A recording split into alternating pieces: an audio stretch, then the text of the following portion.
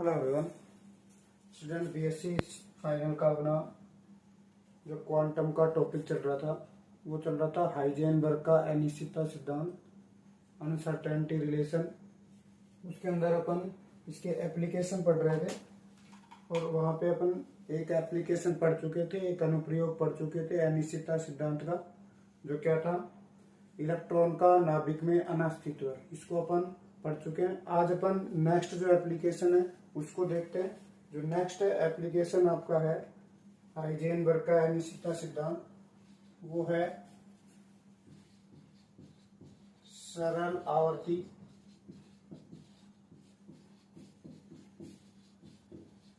डोलीतर की मूल अवस्था ऊर्जा। अपन हाइजेनबर्ग के अनिश्चितता सिद्धांत की सहायता से जो सरल और दोलित्र होता है उसकी मूल अवस्था ऊर्जा निकालेंगे, मतलब मिनिमम एनर्जी अपन इसकी निकालेंगे।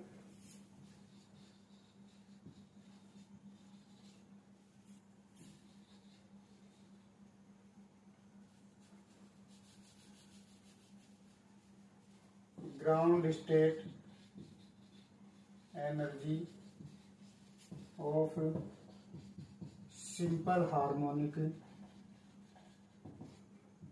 ऑसिलेटर।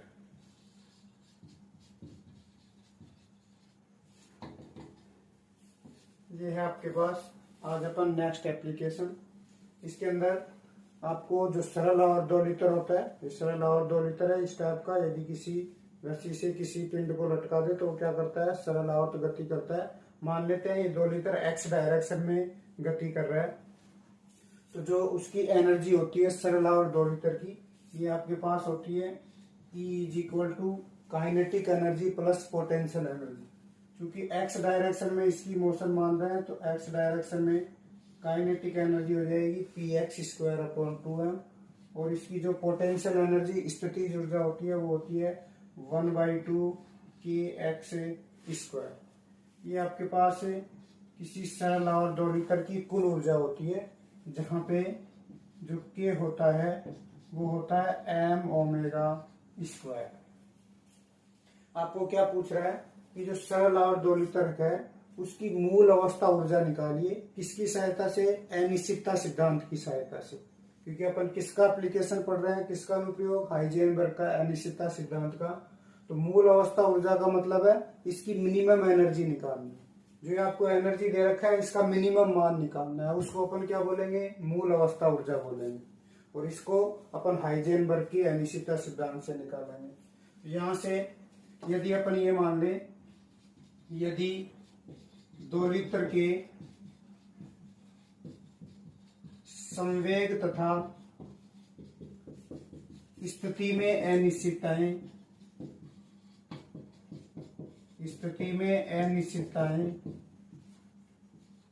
डेल px एवं डेल x हो, तो दोलित्र का संवेग तथा स्थिति कम से कम उसकी अनिश्चितताओं के बराबर होगी। ये अपन ने कल भी देखा था, जब कल एप्लीकेशन पढ़ा था तो जो संवेग में अनिश्चितता आई थी उसको पी मिनिमम के बराबर माना था। इसका मतलब ये है, जैसे आपको ये कोई पार्टिकल है, इसकी ये आपको पोजीशन दे दे, स्थिति दे दे कि इस रेंज के अंदर पार्टिकल कहीं भी उपस्थित हो सकता है, तो इसका मतलब स्थिति में अनिश्चितता कितनी होगी? Del x. अब चूंकि पार्टिकल इस रेंज के अंदर है, इसके बाहर भी हो सकता है, लेकिन कम से कम इस रेंज में तो होगा ही होगा पार्टिकल, तो उसकी जो मिनिमम स्थिति है वो इस रेंज के बराबर आनी चाहिए। तो उसकी जो स्थिति है वो किसके बराबर आ गई? कम से कम जो स्थिति है, रेंज है, वो किसके बराबर आ गई? डेल एक्स के बराबर आ गई। इससे बाहर भी हो सकता है, लेकिन अपन ने इसको यहां तक इसकी अनिश्चितता मानी है, अनसर्टेनिटी मानी है, तो इसकी जो स्थिति है वो कम से कम डेल एक्स के बराबर होगी। ऐसे ही मोमेंटम के लिए, संवेग के लिए, यदि आपको डेल पी दे दिया जाए उसका संवेग, तो इस रेंज के अंदर मिनिमम जो मोमेंटम होगा वो डेल पी के बराबर तो होना ही है, इससे ज्यादा हो सकता है, लेकिन मिनिमम किसके बराबर होगा, उसकी अनिश्चितता के बराबर होगा। तो यहां से यदि अपन इसका मान लिखें तो इस पी एक्स की जगह मैं क्या लिख सकता हूं, उसकी अनिश्चितता डेल पी एक्स का होल स्क्वायर अपॉन में 2m प्लस 1/2 के डेल एक्स होल स्क्वायर। इन स्थिति और संवेग को उसकी अनिश्चितताओं के बराबर लिख दिया, क्योंकि अपने को पता है ये स्थिति और संवेग में अनिश्चितताएं मिनिमम वैल्यू के बराबर होती है। जब ये मिनिमम हो जाएंगे दोनों एक्स और पी एक्स ये मिनिमम हो गए तो एनर्जी भी क्या हो जाएगी, मिनिमम हो जाएगी। इसका मतलब ई मिनिमम किसके बराबर आ गया, इसके बराबर आ जाएगा।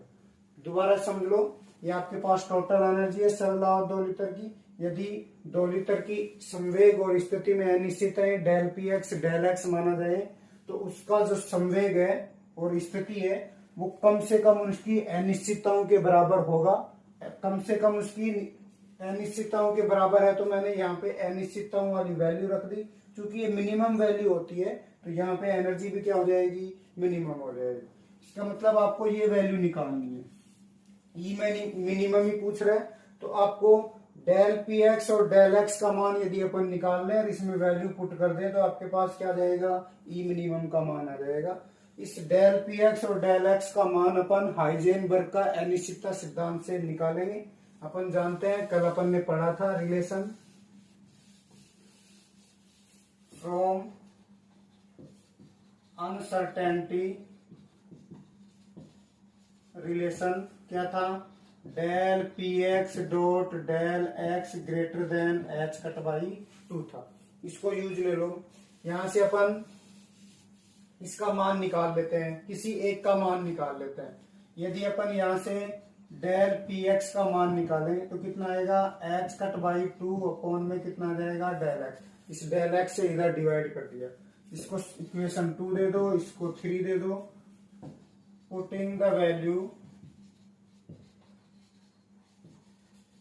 फ्रॉम इक्वेशन 3 इन इक्वेशन 2, समीकरण 2 से समीकरण 2 में, समीकरण 3 से समीकरण 2 में मान रख दो। जब मान रखोगे तो आपके पास वैल्यू आ गई E minimum is equal to del P X का मान रखोगे ये वाला कितना आ जाएगा, एच कट स्क्वायर, यहाँ पे स्क्वायर होगा तो 4 और 2 पहले से दे रखा है, यहाँ पे 8m डेल एक्स क्या हो गया, स्क्वायर हो गया, प्लस का 1/2 के डेल एक्स का होल स्क्वायर। क्योंकि अपने को पता है ये एनर्जी मिनिमम है, जब भी कोई वैल्यू मिनिमम या मैक्सिमम होती है तो एक तरह से कांस्टेंट की तरह काम करती है। यहाँ पे ये एनर्जी मिनिमम है तो इसका अवकलन क्या होगा, 0 के बराबर होगा, क्योंकि ये क्या होगा, मिनिमम या मैक्सिमम वैल्यू कांस्टेंट के इक्वल मानते हैं। तो ये कांस्टेंट है, कांस्टेंट का अवकलन करोगे तो वो कितना आएगा, 0 आता है। तो यहां से ये लिख दो, न्यूनतम ऊर्जा के लिए D minimum upon del x is equal to क्या हो जाएगा, 0। डेल एक्स के रेस्पेक्ट में इसका डिफरेंशिएशन कर दो। जब डिफरेंशिएशन करोगे तो इधर डिफरेंशिएशन करोगे H cut square upon 8m, ये तो ऐसे कैसे आ गया, कांस्टेंट है। डेल एक्स स्क्वायर का करोगे ऊपर लेके जाओगे तो डेल एक्स -2 बनेगा। डिफरेंशिएशन में एक पावर और माइनस हो जाती है और पुरानी पावर क्या आ जाती है, गुणा में आ जाती है। इसको वापस नीचे लेके आओगे तो डेल एक्स कितना बन जाएगा, क्यूब बन जाएगा। यहां से आपके पास -2 डेल एक्स कितना आ गया, क्यूब आ गया, प्लस 1/2 के डेल एक्स स्क्वायर का क्या होता है, 2 डेल एक्स, एक्स स्क्वायर का 2x होता है, तो यहाँ पे 2 डेल एक्स हो जाएगा, इज इक्वल टू 0 दे रखा है। अब जो कांस्टेंट है उसको 0 में भेज दो। यदि यहां से ये 2 से 2 कैंसिल हो जाएगा, इधर तो आपके पास क्या बच गया, एच कट माइनस का h cut square 4m del x cube बच गया, क्योंकि 2 कट जाएगा। इधर प्लस का के का मान रख सकते हो, m ओमेगा स्क्वायर था, m ओमेगा स्क्वायर इंटू में कितना आ जाएगा, del x is equal to 0 आ गया। यहां से यदि अपन इसको उधर भेजें, m omega square del x is equal to H cut square 4m into में कितना आ गया, डेल एक्स क्यूब आ गया। इसको सोल्व कर लो। आपको डेल एक्स की वैल्यू चाहिए, डेल एक्स की वैल्यू निकाल लो। इस डेल एक्स क्यूब को इधर भेज दो और बाकी इधर भेज दो, तो डेल एक्स की पावर 4 बन जाएगा, एच कट स्क्वायर अपॉन में ये नीचे जाएगा तो 4m स्क्वायर ओमेगा स्क्वायर, ये आपके पास बच जाएगा, ये इधर जाएगा, एम स्क्वायर बन जाएगा, ओमेगा स्क्वायर ऑलरेडी है। यदि डेल एक्स स्क्वायर निकालोगे तो अंडर रूट कर दो, एच कट अपॉन में 2m ओमेगा, तो डेल एक्स बराबर कितना आ जाएगा, under root H cut 2m omega आ जाएगा। ये मान आप किस में रख दोगे, इस समीकरण 4 के अंदर, क्योंकि आपको ई मिनिमम वैल्यू चाहिए। तो समीकरण 4 में मान, समीकरण 4 में डेल एक्स का मान रखने पर, मान रख दो भाई, E minimum is equal to कितना आएगा, h cut square 8m, del x square का मान कितना रखोगे, एच कट अपॉन में 2m ओमेगा प्लस 1/2, के का मान कितना था, m omega square, del x square का मान कितना दे रखा है, एच का 2m ओमेगा। तो यहां से यदि आप इसको सोल्व करोगे तो ये एक एच कट से एच कट कैंसिल हो जाएगा, ये m से m कैंसिल हो जाएगा, ओमेगा किधर चला जाएगा, ऊपर, तो कितना बच गया, E minimum is equal to H cut omega, नीचे आपके पास 4 और प्लस इधर आपके पास ये 1/2 कितना हो गया, m से m तो कैंसिल हो गया, एक ओमेगा से ओमेगा कैंसिल हो जाएगा, तो कितना बचेगा, 1/4 एच कटे ओमेगा बचेगा। इसको ऐड करोगे कितना आएगा, 1/2 एच कटे ओमेगा। तो ये है आपके पास है मिनिमम एनर्जी, जिसको अपन क्या बोलते हैं, सरल आवर्ती